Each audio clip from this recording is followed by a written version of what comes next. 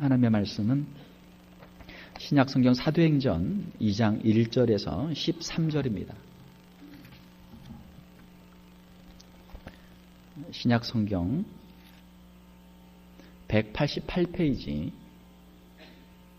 사도행전 2장 1절에서 13절까지 저와 여러분이 한 절씩 교독하도록 하겠습니다. 여러분 성경 다 있으시죠? 성경 다 펴시고 없는 분은 하나씩 사세요. 없는 분은 사시고 여러분 성경을 보시면서 거기다가 이렇게 동그라미도 치시고 밑줄도 그으시고 여러분 성경이 있어야 됩니다. 사도행전 2장 1절에서 13절입니다. 오순절 날이 이미 이르매 그들이 다 같이 한 곳에 모였더니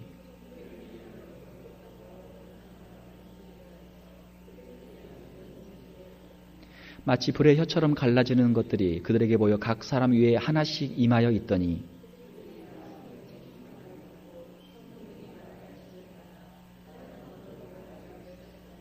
그때 경건한 유대인들이 천하 각국으로부터 와서 예루살렘에 머물러 있더니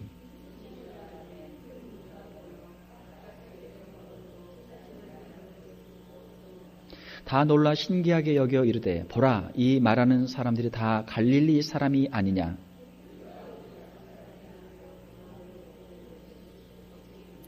우리는 바데인과 메데인과 엘람인과 또 메소포타미아, 유대와 갑바도기와 본도와 아시아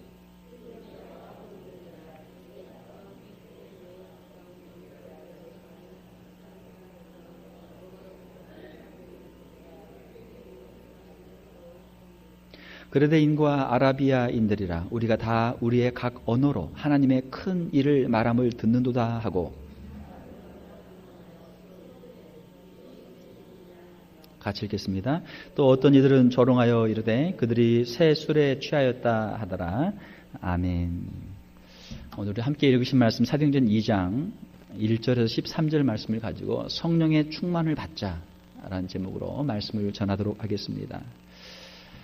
우리가 성부, 성자, 성령 삼위 하나님에 대해서 성경을 보면 우리가 알 수 있는데 창세기에 보게 되면은 창조주 하나님, 성부 하나님의 역사가 창세기에서부터 말라기까지 구약 전체에 기록이 되어 있습니다. 물론 신약 시대에도 성부 하나님의 역사가 있지만 주로 이 구약에서는 성부 하나님의 역사에 대해서 많이 집중적으로 그렇게 다루고 있습니다. 자, 신약에 가게 되면 마태복음이 있죠. 마태복음 1장을 딱 펴면 마태복음부터 마태복음, 마가복음, 누가복음, 요한복음까지는 예수 그리스도의 탄생과 예수 그리스도의 공생애, 예수 그리스도의 십자가와 예수 그리스도의 부활의 사역이 집중적으로 기록이 되어 있습니다. 물론 복음서 안에도 성부 하나님의 역사와 또 성령 하나님의 역사도 있습니다. 그러나 집중적으로 예수 그리스도의 그 사역들, 행적들이 거기에 기록이 되어 있습니다. 자, 그러면 사도행전에서부터 보게 되면은 사도행전과 그 이후에 있는 로마서, 고린도전서, 갈라디아서, 에베소서, 빌립보서, 골로새서 쭉에서 서신서들 그리고 요한계시록까지 역사를 보게 되면 어떻게 되는가? 물론 거기에도 하나님의 역사가 있고 예수님의 사역들이 있습니다. 그러나 사도행전에서부터 요한계시록까지 이 후반부에는 집중적으로 성령님의 역사가 기록이 되어 있어요. 그렇죠. 마치 예수님께서 마태복음 1장에 보게 되면은 예수 그리스도의 탄생에 대해서 거기서 아주 자세하게 마태복음 1장과 2장에 자세하게 예수님의 탄생에 대해서 말씀하고 있는 것처럼 사도행전 1장과 사도행전 2장에서는 성령님의 강림과 성령님을 통해서 교회가 시작되는 그 사건 역사들이 자세하게 기록이 되어 있습니다. 그리고 사도행전 그 이후에 쭉 성령의 역사가 기록이 되어 있다면 물론 베드로나 사도들 그리고 사도 바울의 이러한 사람들의 이름들이 나오지만 실제로는 더 중요한 것은 성령께서 사도들 가운데 역사하시면서 복음의 역사를 이루어 가시는 것이 사도행전에 기록이 되어 있습니다. 그래서 어떤 분들은 말하기를 사도들의 행적이니까 사도행전이라고 이렇게 우리가 이름을 붙였지만 사도행전보다는 어떻게 보면 성령행전이라고 하는 것이 더 옳은 표현이 될 것이다. 그렇게 말하는 분도 있어요. 그렇죠? 우리 눈에는 보이지 않지만 성령께서 사도들의 그 마음 가운데, 심령 가운데 역사하시면서 그들로 하여금 이 모든 환난과 핍박 가운데서도 복음을 전하도록 도우시고 역사하시고 또 듣는 사람들의 마음의 문을 여셔서 그 놀라운 구원의 역사들을 이루어가도록 하시는 것이 사도행전에 기록이 되어 있단 말이에요. 사도행전뿐만이 아니고 아까 말씀드린 것처럼 서신서들은 사도행전과 다 연결이 되어 있죠. 사도행전의 모든 그 과정 속에서 서신들을 보낸 것이니까. 그래서 서신서들. 그리고 요한계시록에도 보게 되면은 성령께서 역사하시는 것들이 기록이 되어 있기 때문에 예수 그리스도께 다시 재림하시는 그 순간까지 성령께서 성도들의 심령 가운데 함께 하시고 교회에 함께 하시고 하나님의 역사를 이루어 가시는 것. 이것이 사도행전에서부터 요한계시록 예수 그리스도의 재림 이전까지의 그 내용들이다라고 하는 것이죠. 그래서 혹자는 말하기를 오순절의 성령 강림 이후 지금의 우리는 어떤 시대에 살고 있는가? 우리는 성령의 시대에 살고 있다. 그런 표현도 하고 있습니다. 자, 오늘은 우리가 사도행전 2장을 통해서 예루살렘 교회가 성령 충만을 받는 그러한 모습을 우리가 살펴보도록 하겠습니다. 그리고 우리의 마음 속에서도 우리도 예루살렘 교회처럼 성령 충만한 성도들이 되고 성령 충만한 교회가 되기를 원하는 그런 마음을 우리가 함께 갖기를 원합니다. 자, 성령 충만을 받는 길. 그러면 어떻게 성령 충만을 이들은 받았는가?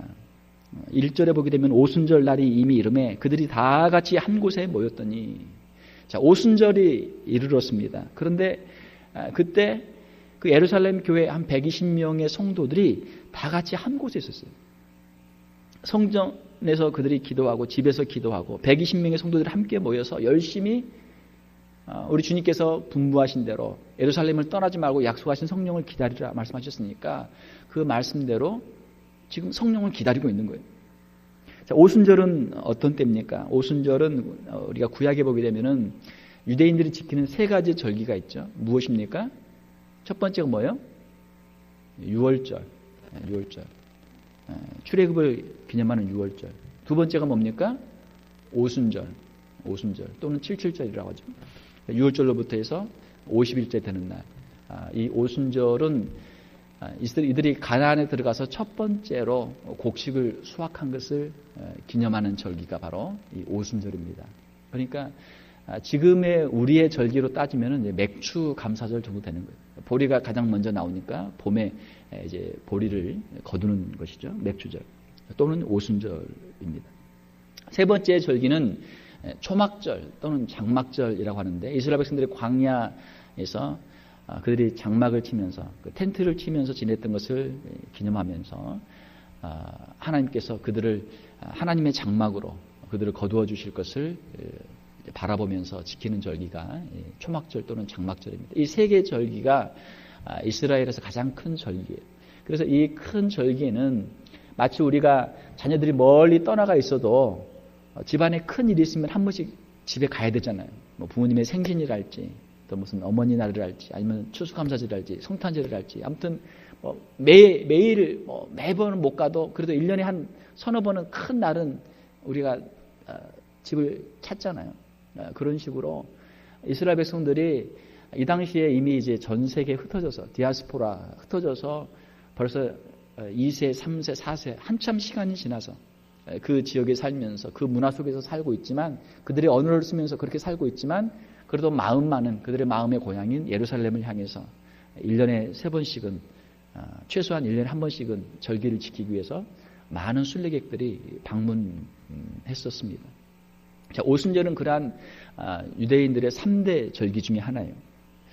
자, 그런데 이 오순절 날이 이르렀을 때 그들은 여전히 다 같이 한 곳에 모여 있었습니다. 그러면 그들은 얼마 동안 그렇게 있었습니까?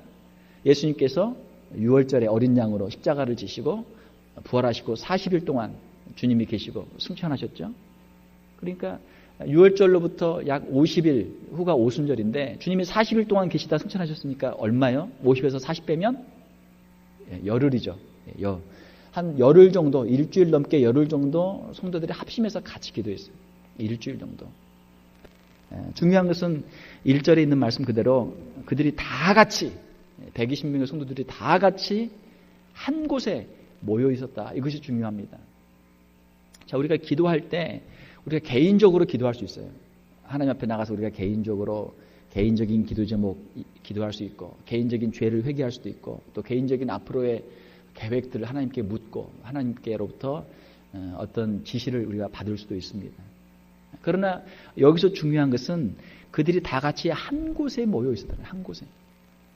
자, 우리가 혼자 기도하면 하나님께서는 우리를 개인적으로 우리를 인도해 주십니다.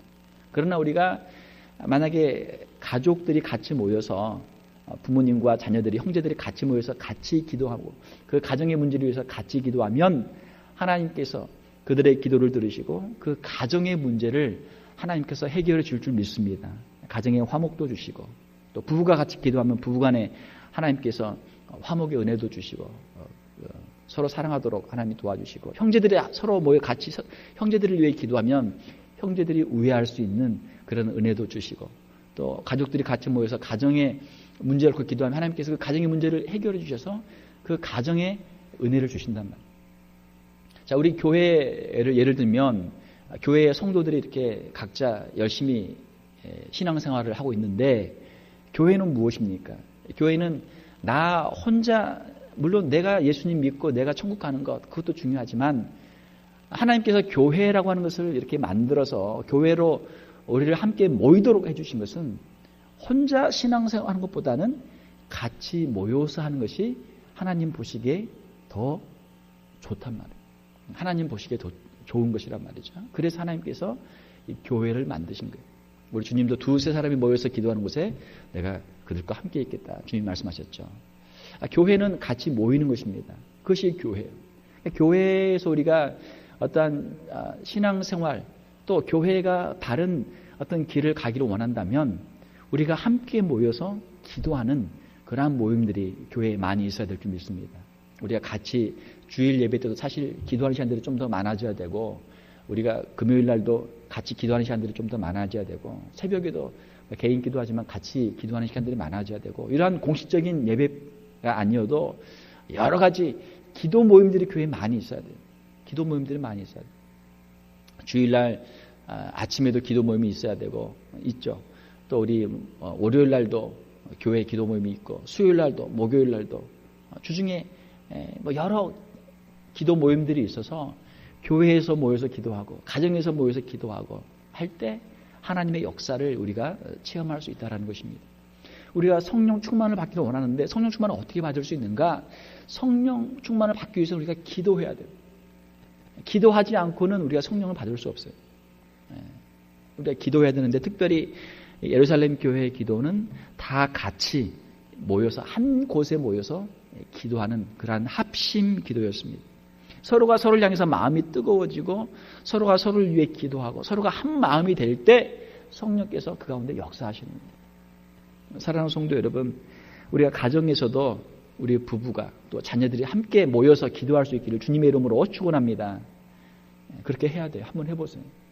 우리가 아는 것과 행하는 것은 아주 큰 차이가 있습니다. 한번 해보세요. 부부가 둘이 오늘 저녁이라도 자기 전에 같이 손을 잡고 남편은 아내에게 기도 제목을 이야기하고 아내는 또 남편에게 기도 제목을 이야기하고 서로 기도를 한번 해보세요.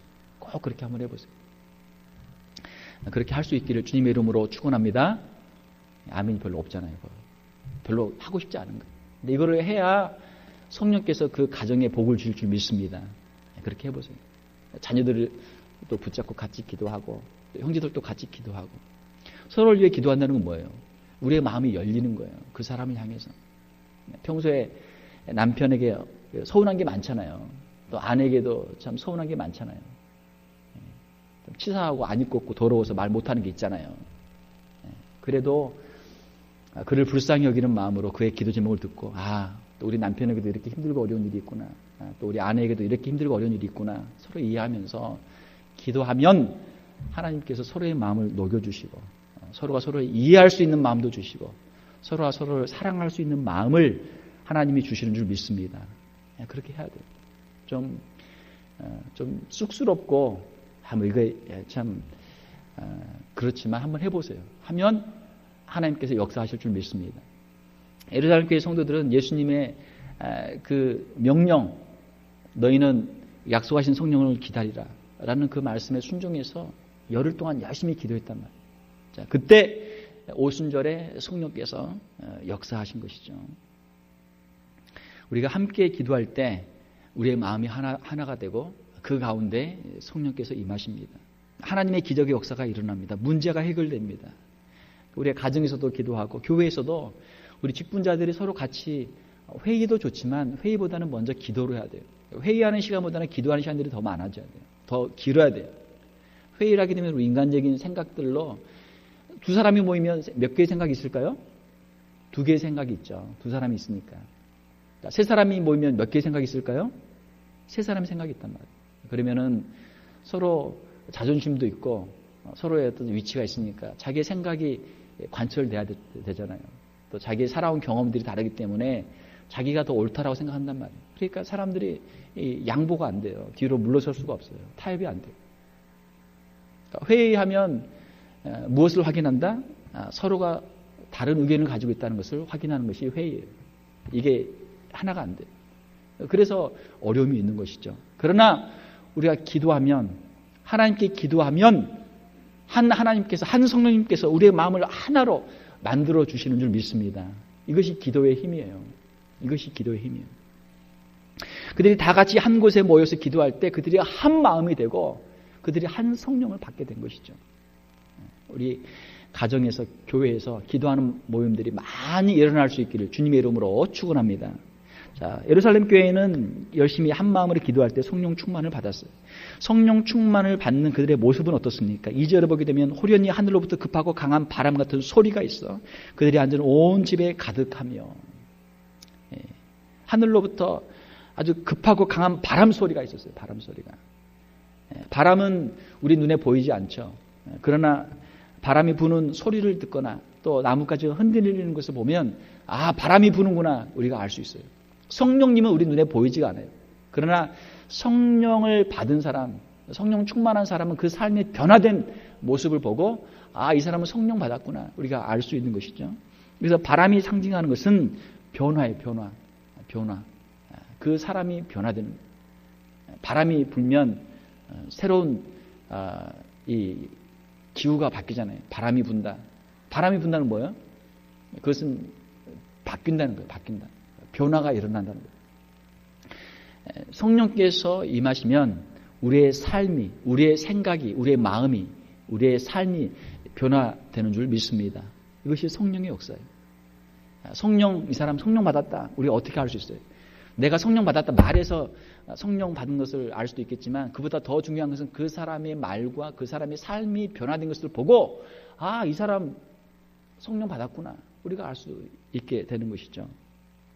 자, 3절에 보게 되면 마치 불의 혀처럼 갈라지는 것들이 그들에게 보여 각 사람 위에 하나씩 임하여 있더니 불의 혀, 불을 이렇게 우리가 모닥불을 피거나 또 집에서 가스레인지 불을 켜면 어때요? 불이 확 올라오죠. 불이 올라와요. 불이 올라올 때 불이 가만히 있는 게 아니고 불이 막 이렇게 센 불이면 불이 막 이렇게 올라오잖아요. 예, 그 불에서 막 갈라지는 게 있잖아요. 불에. 예, 아주 뜨거운 불. 이 불이 상징하는 것은 무엇입니까? 불은 뜨거워요. 냉랭한 마음들이 뜨거워져요. 사랑의 마음으로 뜨거워져요. 이 불은 아주 역동적이죠. 태워요. 다 태워요. 죄를 태우고 의심을 태우고 서로에 대한 미움을 태우고 아주 뜨거운 마음으로 녹이는 거예요. 뜨거운 마음으로 하나가 되도록 만드는 것이 이 불입니다. 이 불은 역동적이고 열정이 있고 또 생명력이 있고 모든 생명의 에너지원이 되는 것이죠. 자, 그래서 우리가 이 오순절 성령 강림, 성령께서 임하시는데 그 모습이 마치 바람 소리와 같고 또 불의 혀처럼 그렇게 임했다라는 것입니다. 자, 이렇게 해서 예수 그리스도께서 마태복음 1장, 2장에 예수님께서 이 땅에 어린 아이의 모습으로 탄생하시는 것을 기록했던 것처럼 이 사도행전 2장에서는 성령께서 이 땅 가운데 어떻게 임하시는가 아주 바람 소리처럼 불의 혀처럼 아주 역동적으로 아주 강하게 임하시는 것을 여기에 기록을 하고 있습니다. 자, 우리가 이 성령님의 강림에 대해서 우리가 한 두 가지를 우리가 생각해 볼 수 있는데 하나는 성령 세례라는 것과 또 하나는 이제 성령 충만이라는 것입니다. 성령 세례는 무엇입니까? 성령 세례는 우리 자신의 죄를 깨닫고 우리의 죄를 회개하고 예수 그리스도를 믿고 구주로 영접하는 것. 이것을 우리가 성령 세례라고 해요. 성령 세례. 여러분은 여러분의 죄를 회개하고 예수 그리스도를 여러분의 구주로 영접하셨습니까? 그러면 여러분은 성령 세례를 받은 거예요. 성령 세례를 받아야 구원을 받습니다. 우리가 세례식을 베푸는데, 물로 세례를 베푸는데, 물 세례는 하나의 형식이란 말이에요. 이 사람이 성령 세례 받고 예수 그리스도를 구주로 영접했다라고 하는 것을 사람들에게 공개적으로 자신의 신앙을 시인하고 보여주는 거예요. 그러니까 물 세례보다는 성령 세례가 더 중요한 거예요. 성령 세례. 자, 이것이 성령 세례입니다. 성령 세례는 우리의 개인의 우리의 일생에 있어서 단 한 번 있는 사건입니다. 예수 그리스도를 구주로 영접하는 것, 그것은 우리가 단 한 번 있는 사건이죠. 마치 우리가 태어나는 것처럼 영적인 출생이에요. 그러니까 이것은 우리의 신앙생활에서 단 한 번 있는 우리의 영적인 생일이에요. 아주 중요한 일이죠. 성령 충만은 무엇입니까? 성령 충만은 예수를 구주로 믿고 거듭난 성도가 자신의 삶을 온전히 성령님께 맡기고 성령님의 능력으로 아주 충만해져서 성령의 인도하심 가운데 기쁨과 능력으로 살아가는 것, 이것을 성령 충만이라고 그래요. 그런데 성령 충만은 성령 세례는 한 번, 우리의 일생에 한 번 있는 사건이지만 성령 충만은 한 번 가지고는 안 된단 말이에요. 왜냐하면 우리가 세상을 살다 보면 때로는 우리의 신앙이 냉랭해지고, 우리가 때로는 성령님을 우리가 근심하게 하고 성령님의 말씀에 우리가 불순종하고 세상의 유혹 가운데서 우리가 넘어지고 죄를 짓기 때문에, 낙심하기 때문에 우리가 항상 성령 충만한 상태에 있을 수가 없어요. 그러니까 한번 성령 충만을 받았던 사람도 기도하지 않고 또 성령님의 말씀에 순종하지 않고 하나님의 말씀에 불순종하며 죄를 짓게 되면 성령 충만한 상태에서 벗어나게 된단 말이에요. 그래서 그 가운데서 다시 죄를 회개하고 하나님께 기도하고 다시 헌신하게 될 때 다시 성령 충만을 받는 거예요. 성령 충만은 우리의 신앙생활 가운데서 반복적으로 일어나는 일이 성령 충만이에요. 그래서 우리가 신앙생활 하는 가운데 우리가 끊임없이 기도하고 회개하고 하나님의 말씀을 읽고 성령님께 우리 자신을 의탁해야 하는 이유는 우리가 늘 성령 충만한 가운데 살기 위해서 이렇게 우리가 해야 되는 것이죠. 사랑하는 성도 여러분, 우리가 우리의 연약함으로 우리가 범죄하고 때로는 성령을 근심케 하고 성령의 역사를 소멸하고 우리가 범죄한 가운데 있었을지라도 우리가 그 죄에서 돌이켜서 회개하고 다시 우리가 엎드려 기도하고 성령의 충만을 사모할 수 있는 저와 여러분들이 다 될 수 있기를 주님의 이름으로 축원합니다. 자, 성령께서 임하시는데 4절에 보게 되면은 그들이 다 성령의 충만함을 받고 성령이 말하게 하심을 따라 다른 언어들로 말하기를 시작하니라. 성령의 그 임재의 역사, 첫 번째는 바람, 두 번째는 불, 세 번째는 언어예요. 언어가 중요합니다. 이것을 이제 옛날 구역 성경에서는 이제 방언이라고 해서, 방언하게 되면 특별하게 무슨 성령의 은사로서 특별한 은사로 뭔가 좀 신비한 사람들, 뭔가 좀 우리와는 다른 사람들이 영적으로 더 뭔가 있는 사람들이 하는 일들로 우리가 생각하도록, 오해하도록 그런 번역이 있었습니다. 그런데 정확한 번역은 그냥 언어예요. 언어, 말. 그런데 무슨 말이에요? 다른 언어. 다른 언어는 특별한 다른 언어가 아니고, 자, 오순절에 그 수많은 지역에서, 지금 예루살렘이 있는데 이 아라비아 그리고 아프리카 그리고 유럽, 아시아 여러 지역에 있는 순례객들이 와서 예루살렘에 모였는데, 그들은 2세, 3세, 4세 오랜 동안 다른 나라에 살았기 때문에 그 언어를 가지고 배웠고 그 언어 속에서 자란 사람들이에요. 우리의 2세, 3세, 4세라고 생각을 해보세요. 미국에서 태어나서 미국의 영어를 배우면서 살았으니까 이 영어가 다 편하단 말이에요. 만약에 오랜만에 고국 방문하게 되면 서툴잖아요. 서툴어요. 자, 고국 방문했습니다. 그런데 이 성령께서 역사하셔서 그들이 다 성령의 충만함을 받고 성령의 말하게 하심을 따라 다른 언어들로 말하는 거예요. 근데 다른 언어가 무슨 언어예요? 미국에서 갔는데 미국 말을 하는 거예요. 또 저기 러시아에서 갔는데 러시아 말을 하는 거예요. 일본에서 갔는데 일본 말을 하는 거예요. 중국에서 갔는데 중국말 하는 거예요. 마치 이런 것처럼 예루살렘 그 근방에 있었던 여러 나라에서 여기 우리가 읽은 성경에 보게 되면은 최소한 15개 이상의 나라에서 사람들이 왔는데 그들의 각자의 언어로, 자기의 난곳 언어로 하나님의 큰 일을 듣는 거예요. 자, 이것이 중요합니다. 이것이 중요해요. 예루살렘의 성령 강림에 우리가 흔히 일반적으로 하는 방언, 근데 이제 이 언어죠. 그냥 언어예요. 이 강림과 이 방언의 이 사건은 아주 특별한 그런 역사였죠. 자, 그러면은 하나님께서는 왜 이러한 모습으로 성령의 역사를 이루셨는가? 그것은 중요한 것은 유대인과 이방인의 장벽을 허문다는 거예요. 사람들이 놀라죠. 이 사람들은 다 갈릴리 사람들이 아니냐? 갈릴리 사람이 무슨 말을 해야 돼요? 유대인들이니까 유대인들의 말을 해야죠. 그런데 유대인들인데 그들이 상종하지도 않는 이방 사람들의 이방 언어를 한단 말이에요. 언어라는 것은 그 사람의 문화고 그 사람의 삶 자체예요. 그 사람이 어떤 말을 쓰느냐, 어떤 생각을 하고 어떤 말을 하느냐, 그 사람의 말을 들어보면 그 사람의 수준과 그 사람의 인식과 그 사람의 삶을 다 알 수 있어요. 언어가 중요해요. 말이 중요해요. 이 성령의 역사는 이 언어의 변화입니다.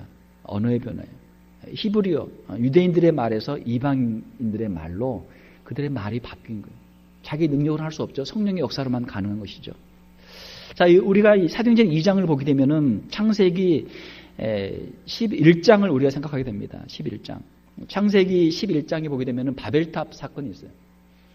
그 당시 사람들이 함께 모여서 우리가 큰 탑을 쌓아놓고 우리가 여기서 같이 모여 살자. 하나님께서 그들의 교만함을 보시고 그 언어를 흩으셨어요. 그들의 언어가 달라지니까 서로 일을 할 수 없는 거예요. 말이 안 통하니까 어떻게 그 높은 탑을 쌓을 수 있겠어요. 서로 생각이 다르고 말이 다르면 하나가 될 수 없단 말이에요. 그러니까 각자 말이 맞는 사람끼리 뿔뿔이 흩어지는 거예요. 이게 바벨이에요. 바벨. 흩어지는 거예요. 언어를 혼잡하게 해서 그들이 흩어지는 사건이 창세기 11장에 나옵니다. 그래서 사람들이 각자 흩어져서 하는 거예요. 자, 그런데 사도행전 2장에서 그 흩어져 있던 사람들이 같이 모여서 하나가 돼요. 어떻게? 성령의 역사를 통해서.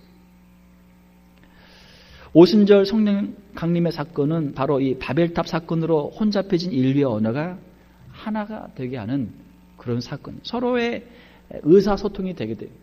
우리가 같은 말을 써도 같은 집에 살아도 서로가 서로를 이해하지 못합니다. 서로 문화가 다르고 생각이 다르면 서로의 말이 달라요. 뭐 영어, 한국어 문제가 아니고 같이 영어를 해도 같이 한국말을 해도 서로가 서로를 이해를 못하는 거예요. 그런데 성령을 받게 되면 우리가 서로가 의사소통이 되고 서로가 이해할 수 있는 그런 역사들이 이루어지는 거예요. 그리고 그들의 언어들로 하나님의 큰 일을 말했어요. 성령 충만의 결과를 보게 되면 11절에 우리가 다 우리의 언어로 하나님의 큰 일을 말함을 듣는도다. 자, 우리의 언어로 하나님의 큰 일을 말하는 걸 들어요. 하나님의 큰 일은 무엇입니까? 예수 그리스도를 이 땅에 보내시고 예수님께서 십자가에서 우리의 죄를 대신하여 죽으시고 그 예수 그리스도 하나님께서 다시 3일 만에 살리신 것, 예수님의 십자가와 부활의 그 놀라운 사건 이야기를 듣는 거예요. 이것이 하나님의 큰 일이에요. 각 나라의 언어로 하나님의 큰 일, 예수 그리스도의 십자가와 부활을 그들이 듣게 됐습니다. 자, 이것이 오순절 성령 강림 사건의 핵심이에요. 자, 왜 그러한 방언을 주셨어요? 각 나라에서 온 이방인들에게 그들의 언어로 하나님의 큰 일을 그들이 듣도록 하기 위해서. 쉽게 말하면 그들에게 복음을 전하기 위해서 이 특별한 언어에 그 은사를 주신 거예요. 우리가 오순절 성령 강림을 어떤 무슨 특별한 신비한 것으로, 특별한 이상한 것으로 우리가 오해하거나 그를 좀 두려워하거나 할 필요가 없어요. 성령께서는 우리를 하여금 개인적으로 예수 그리스도 구주로 용접하고 믿게 하시는 분이시고 또 우리 자신을 뛰어넘어서 우리 이웃들에게 또 멀리 가서는 다른 민족에 있는 사람들에게도 예수 그리스도를 전하도록 하시는 분이 성령님이에요. 사도행전 1장 8절에 보게 되면 오직 성령이 너에게 임하시면 너희가 권능을 받고 예루살렘과 온 유대와 사마리아와 땅끝까지 이르러 내 증인이 되리라. 그러니까 성령께서 임하시니까 그 이방 사람들에게 복음을 전할 수 있도록 그렇게 되는 역사가 이루어진 것이죠. 그러니까 다른 사람들에게 전도하는 게 쉬워요, 어려워요? 어렵죠. 어려워요. 특별히 또 먼 데 있는 다른 민족, 다른 언어 사람들에게 복음을 전하는 게 쉬워요, 어려워요? 더 어렵죠. 더 어려워요. 그런데 성령께서는 그것을 가능하게 하신단 말이에요. 가능하게 하십니다. 성령을 받게 됩니다. 우리가 예수 그리스도를 믿고 우리가 성령 세례를 우리가 받았습니다. 그러나 개인적으로 우리가 예수님 믿고 구원받는 것으로 우리가 머물러 있지 않고 우리가 성령을 충만하게 받아서 예수 믿는 이 좋은 것, 이 복음을 우리의 자녀들에게, 우리의 이웃들에게, 또 우리의 친척들에게, 또 우리 멀리 있는 사람들에게도 전할 수 있는 저와 여러분들이 될 수 있기를 주님의 이름으로 축원합니다. 이것이 오순절 성령 강림 사건의 의의입니다. 우리의 말이 예수님 믿기 전에, 우리가 성령 받기 전에는 우리의 말에 이 부정적인 말, 불평적인 말들이 많아요. 왜냐하면 우리 인생살이가 힘들잖아요. 다른 사람을 보게 되면 다른 사람의 잘못을 우리가 많이 보게 된단 말이에요. 그러니까 내 자신을 봐도 힘들고 어려우니까 신세한탄을 하게 되고 다른 사람을 봐도 마음에 안 드니까 자꾸 불평하고 원망하고 그 사람 비판하고 비난하게 그렇게 돼요. 그것은 사람들의 일반적인 죄를 가지고 있는 모든 사람들의 일반적인 그런 모습입니다. 그게 자연스러운 모습이에요. 자연인의 모습이에요. 죄악 가운데 있는 죄성을 가진 자연적인 일반적인 모습이에요. 그러나 성령을 받게 되면 우리 눈에 우리 자신이 보이는 것, 또 다른 사람이 보이는 것으로 끝나는 것이 아니고 누가 보입니까? 하나님이 보입니다. 하나님. 우리 가운데 역사하시는 성령님께서 보이실 때 성령의 그 바람과 성령의 불의 역사를 통해서 우리의 죄악을 태우고 다른 사람의 죄악을 태우고 성령의 구원의 역사를 우리가 보게 된단 말이에요. 그러니까 우리의 마음속에 담대함으로 하나님께 영광을 돌릴 수 있게 됩니다. 사랑하는 성도 여러분, 우리 자신을 바라보고 낙심하지 말고 다른 사람을 보고 실망하지 말고 성령님을 바라보고 하나님의 크신 능력을 바라보고 우리가 믿음과 희망을 가지고 용기를 가지고 우리 하나님께 영광을 돌리면서 하나님을 찬양하면서 우리의 남은 생애 주님 앞에 귀하게 쓰임받는 저와 여러분들이 다 될 수 있기를 주님의 이름으로 축원합니다. 함께 기도하겠습니다. 하나님 아버지, 이 시간 예루살렘 교회 성도들의 간절한 기도와 간구를 통해서 예수님의 그 약속하신 성령께서 오순절에 강림하신 것을 우리가 함께 살펴보았습니다. 그 성령께서 오늘 우리 가운데도 임하신 줄로 믿습니다. 우리의 삶을 변화시켜 주시며 우리의 언어를 변화시켜 주시고 우리의 말을 변화시켜 주시고 우리의 마음을 변화시켜 주셔서 이제는 낙심하지 않도록 도와주시고 절망하지 않도록 도와주시고 원망하거나 비판하지 않도록 도와주시며 하나님의 그 큰 일을 증거하며 하나님을 찬송하며 영광 돌리며 주위에 있는 많은 영혼들을 위로하고 격려하며 하나님께로 인도할 수 있는 저희들 되게 하여 주시옵소서. 세상에서 지치고 상한 마음들 주님 위로하여 주시고 하늘의 소망으로 함께하여 주시옵소서. 성령의 권능으로 함께하여 주시옵소서. 우리 10년 가운데 큰 기쁨과 감사가 넘치게 도와주시며 남은 생에 하나님을 의지하며 하나님 주시는 그 힘과 능력을 가지고 주님 앞에 귀하게 쓰임받는 사랑하는 성도들 다 되게 하여 주시옵소서. 거룩하신 우리 주 예수님 이름으로 기도하옵나이다. 아멘. 우리 다 같이 찬송가 184절